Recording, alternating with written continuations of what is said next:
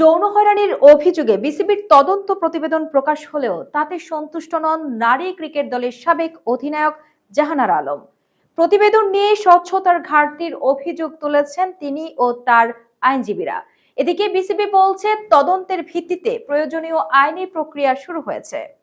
আমার শোল্ডারে হাত দিয়ে আমার মাথার কাছে মুখ নিয়ে বলতেছে, নারী ক্রিকেট দলের সাবেক অধিনায়ক জাহানারা আলমের তোলা যৌন হয়রানির অভিযোগের ভিত্তিতে তদন্ত প্রতিবেদন প্রকাশ করেছে বিসিবি। তবে এই প্রতিবেদনে অসন্তোষ প্রকাশ করেছেন জাহানারা। তার নিয়োজিত আইনজীবী প্রতিষ্ঠান মাহবুব অ্যান্ড কোম্পানি জানায়, অভিযোগকারী হিসেবে তদন্তের ফল জানার পূর্ণ অধিকার থাকলেও বিসিবি তাকে আনুষ্ঠানিকভাবে কিছু জানায়নি। আইনজীবীদের দাবি, তদন্ত প্রতিবেদনের কোনো কপিও জাহানারাকে দেওয়া হয়নি। বিসিবির প্রতিবেদনে বলা হয়েছে তার 4টি অভিযোগের মধ্যে 2টি প্রমাণিত হয়েছে। তবে কোন 2টি অভিযোগ প্রমাণিত হয়েছে এবং কি ভিত্তিতে সেগুলো প্রমাণিত তা স্পষ্টভাবে উল্লেখ করা হয়নি বলে অভিযোগ করা হয়েছে। অন্যদিকে বিসিবি জানিয়েছে তদন্ত কমিটি বোর্ডের নিজস্ব উদ্যোগে গঠিত। তবে জাহানারার পক্ষ থেকে বলা হয়েছে কমিটি মূলত তার যৌন হয়রানির আনুষ্ঠানিক অভিযোগ তদন্তের জন্যই গঠন করা হয়েছিল। বিসিবি জানায়, সাবেক নির্বাচক ও ম্যানেজার মঞ্জুরুল ইসলামের বিরুদ্ধে অসৎ আচরণ ও হয়রানির প্রমাণ পাওয়ায় তার বিরুদ্ধে আইনানুগ ব্যবস্থা নেওয়ার প্রক্রিয়া চলছে। থাইল্যান্ডে একসঙ্গে সাধারণ নির্বাচন ও সংবিধান প্রশ্নে গণভোট অনুষ্ঠিত হয়েছে। জান্তা আমলে প্রণীত বর্তমান সংবিধান বহাল থাকবে নাকি নতুন সংবিধান রচিত হবে, সেই সিদ্ধান্তই দিচ্ছেন ভোটাররা।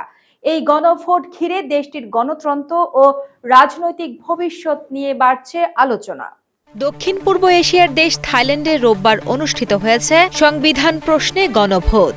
একই দিনে ভোটাররা অংশ নিচ্ছেন সাধারণ নির্বাচনেও। গণভোটের প্রশ্ন একটাই, জান্তা সরকার প্রণীত বর্তমান সংবিধান অনুযায়ী দেশ চলবে নাকি নতুন সংবিধান রচনা করা হবে। 2014 সালের সেনা অভ্যুত্থানের পর প্রণীত 2017 সালের এই সংবিধান নিয়ে দীর্ঘদিন ধরেই সমালোচনা চলছে।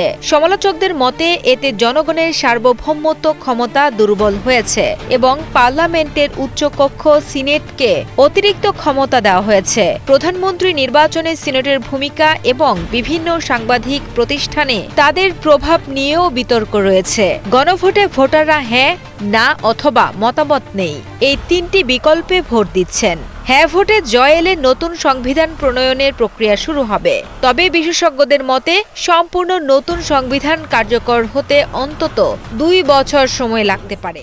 ভারতের আকাশ সীমায় যোগ হতে যাচ্ছে এক শক্তিশালী নতুন সদস্য।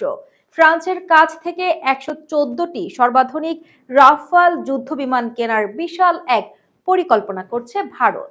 ভারত তার বিমান বাহিনীকে শক্তিশালী করতে ফ্রান্সের কাছ থেকে 3.25 লক্ষ কোটি রুপিতে 114টি রাফাল যুদ্ধ বিমান কেনার সিদ্ধান্ত নিয়েছে। এর মধ্যে 18টি সরাসরি ফ্রান্স থেকে আসবে এবং বাকিগুলো ভারতের মাটিতেই তৈরি করা হবে। ফেব্রুয়ারি মাসে ফরাসি প্রেসিডেন্টের ভারত সফরের আগেই এই চুক্তির কাজ এগিয়ে নিতে তৎপর প্রতিরক্ষা মন্ত্রণালয়। সবকটি বিমান ফ্রান্স থেকে আসবে না, মাত্র 18টি বিমান তৈরি অবস্থায় আসবে আর বাকিগুলো ভারতেই তৈরি করা হবে। এতে ভারতের নিজস্ব প্রযুক্তিও ব্যবহার করা হবে। এই বিমানগুলো ঘন্টায় 3700 কিলোমিটার বেগে উড়তে পারে, যা শব্দের চেয়েও অনেক দ্রুত।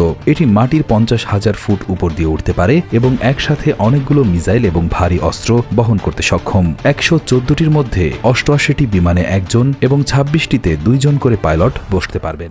ইরানের পররাষ্ট্রমন্ত্রী আব্বাস আরাকচি এক কড়া বার্তায় জানিয়েছেন, কোনো হুমকি বা চাপের মুখে ইরান তাদের পরমাণু কর্মসূচি থেকে পিছিয়ে আসবে না।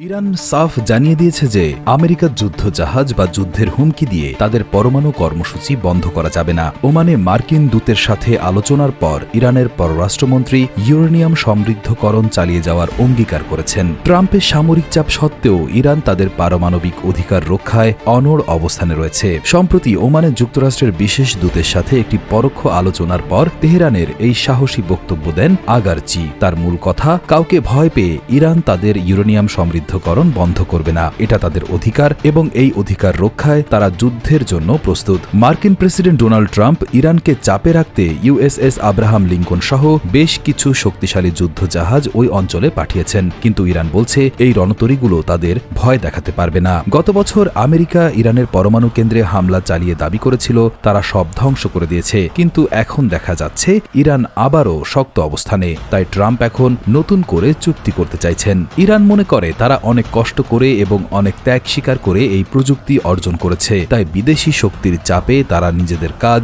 থামিয়ে দেবে না।